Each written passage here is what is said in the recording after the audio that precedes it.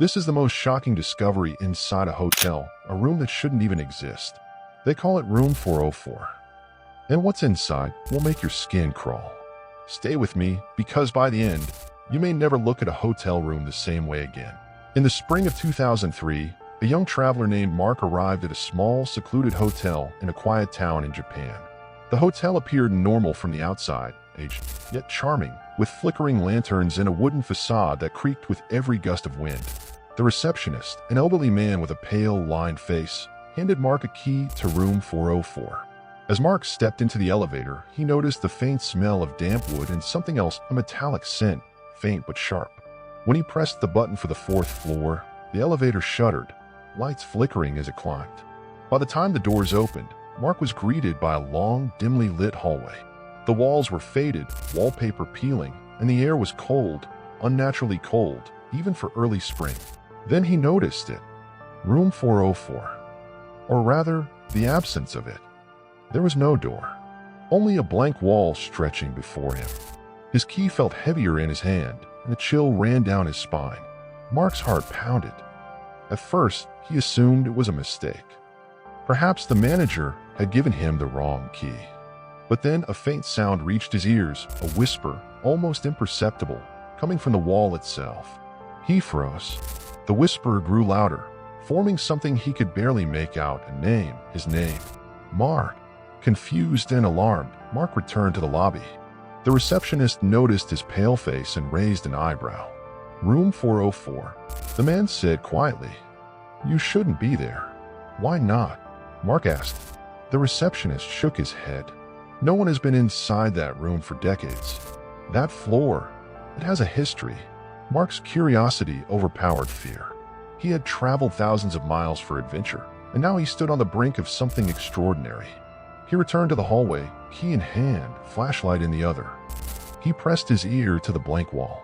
The whispering continued, clearer now, echoing his name with an unnatural rhythm. It was as if the room itself was alive, breathing, calling to him. He knocked lightly, but there was no response, no hollow sound, no echo. It was solid, yet something deep inside told him it wasn't just a wall. His hand trembled, and he felt an almost magnetic pull toward the plastered surface. He pressed the flashlight closer, illuminating tiny cracks in the wall. Dust floated in the beam, catching the light, and then in movement. The wall bulged slightly, like a heartbeat beneath the wallpaper. Mark stumbled back. His mind raced. What could possibly be inside? After a tense moment, the hotel manager appeared, his expression unreadable. "You must not enter," he warned. "I can't explain what's inside. You would not survive the experience." But Mark's curiosity was insatiable. He borrowed a crowbar from the maintenance closet, heart racing, hand shaking. With the manager reluctantly watching, he began to pry at the plaster. The wall gave way with a loud crack, sending dust and debris into the air. Behind it, a room unlike any he had ever seen.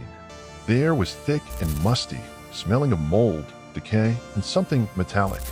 Furniture sat as if abandoned yesterday, though decades of dust covered every surface. Old suitcases lay open, some with clothes decayed into nothing more than fabric dust. On the floor, strange symbols were scratched into the wood, their meaning unknown. The most disturbing part was the camera on a tripod. It had been recording for decades, the red light faintly blinking. Mark's hand shook as he examined it. He pressed play, and the footage was horrifying.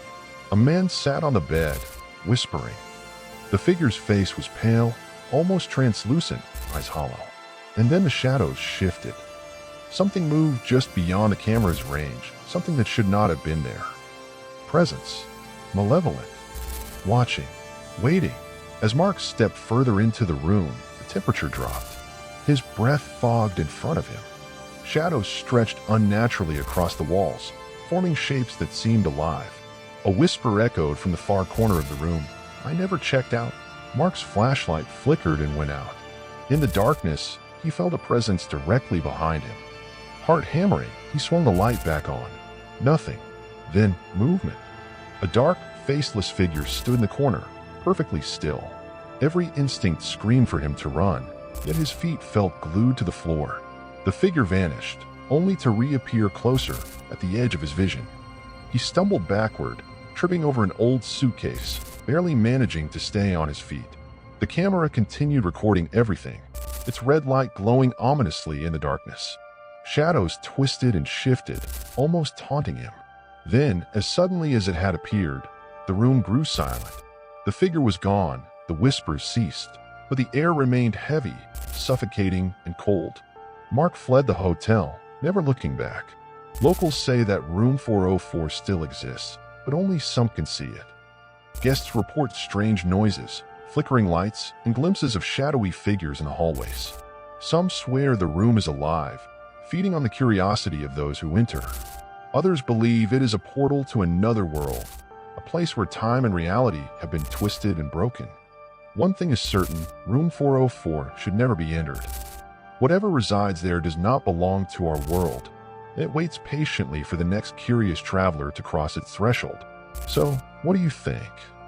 Was it a ghost trapped for decades, a parallel dimension, or something far worse? One thing is certain, some doors are never meant to be opened. Subscribe to Eerie Chronicles if you dare to explore the next haunted location. But remember, curiosity may cost more than you are willing to pay.